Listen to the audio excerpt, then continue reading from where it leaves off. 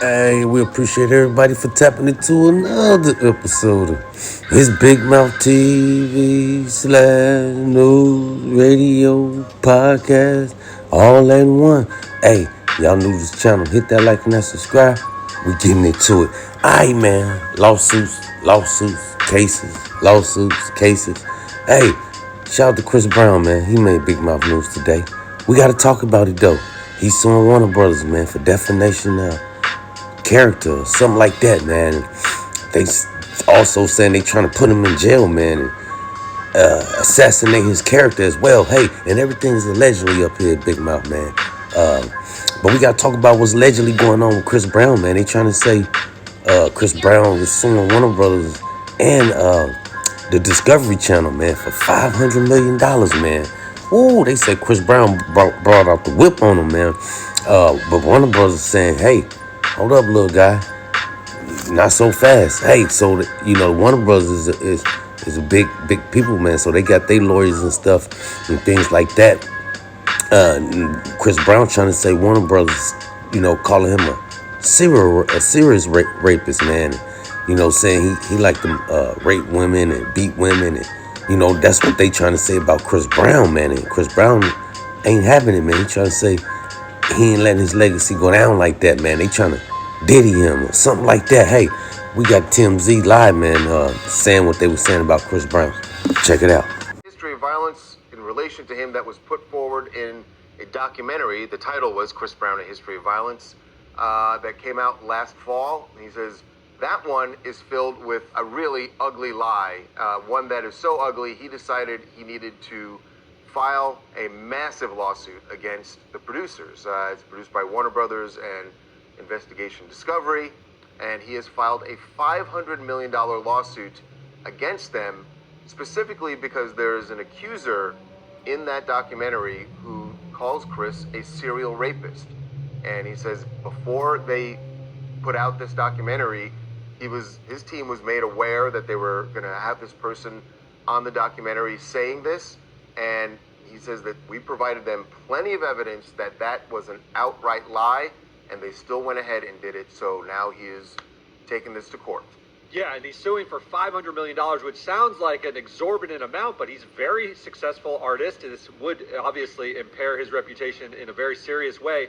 But these allegations were brought by a Jane Doe initially in a lawsuit. The lawsuit was subsequently withdrawn, but it's out there in a public record. Now, I guess the producers would have, not be able to overlook contrary evidence. They should have folded it into the documentary, but he's really opening the door to just examining his entire life by suing for defamation. That's what he's done. So they acknowledge in the documentary that her lawsuit was withdrawn? Yes, they say that this was initially a Jane Doe lawsuit. That was the basis of these allegations that were mentioned in the documentary that was subsequently withdrawn. And they say it was withdrawn because they said these were false allegations and threatened to sort of fight back vociferously, so they were withdrawn. So I have a couple of questions. Number one, is she the person that provided the information that Chris Brown said was BS? That is the implication, yes. And the allegation he's making in his lawsuit is not just that the documentary called him a rapist, but a serial rapist. So how did they get the serial part in there?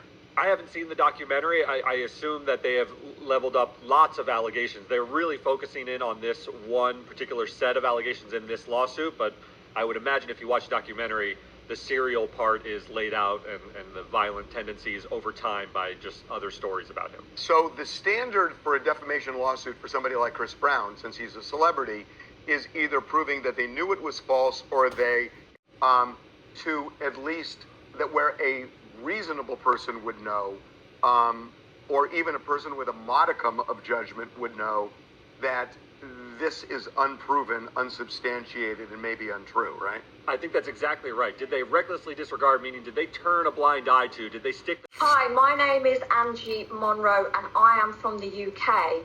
I do believe Chris Brown is guilty as he has a history of accusations.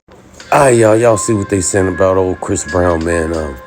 Hey, man, it's crazy, they all these allegations and speculations that's going around on Chris Brown, man, and things like that. But hey, like I said, he's fighting back, man. He got a $500 million lawsuit going against the ones that's trying to come after him. And like I said, he's fighting for his legacy, man. They trying to say he want to go down as like a Michael Jackson or something like that, man. Hey, shout out to Chris Brown, man. We hope we get through these allegations.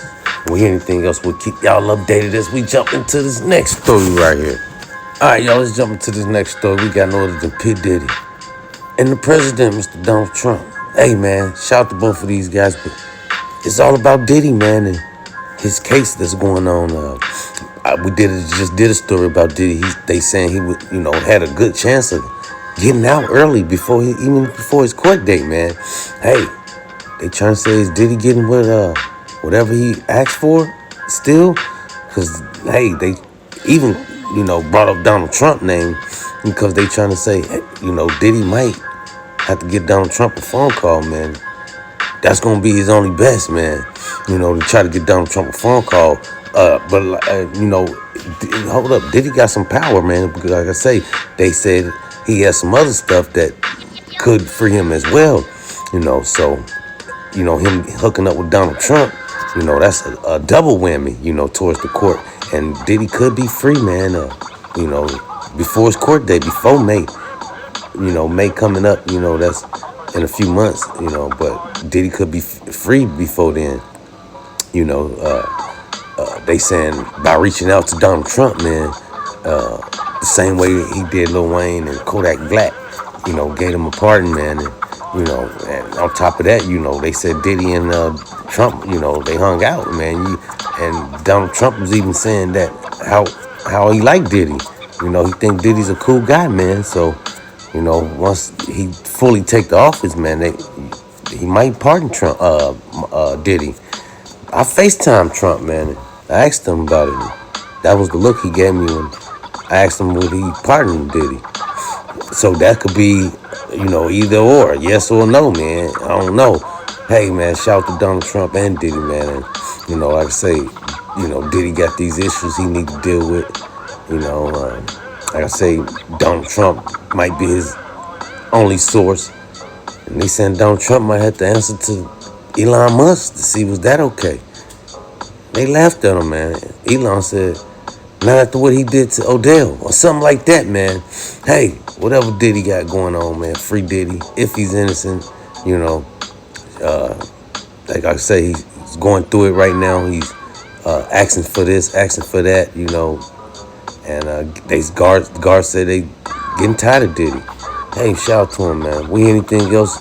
Him getting any news update on Donald Trump supposed to be pardoned, we'll let y'all know, man.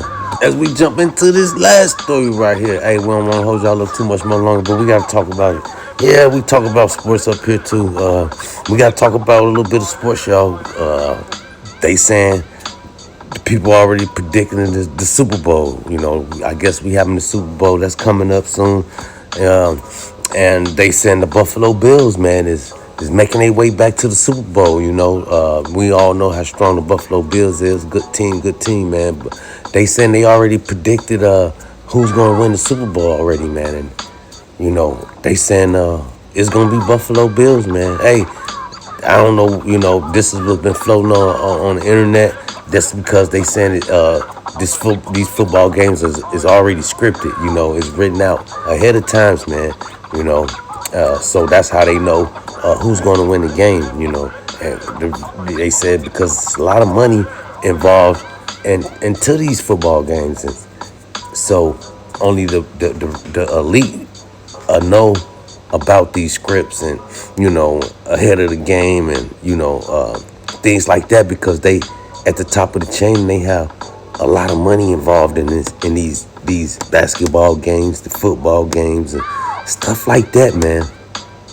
Like I say, they saying these football games is already scripted. They wrote out and things like that. And they saying Buffalo Bills is going to be the ones to take it again. I don't know. Who knows, man? Are they scripted? Is they just real straight up football? Hey, all I know is they making a lot of money in the sports, man. Things like that. We hear anything else, we'll keep updated. That's all we got until next time. Big mouth.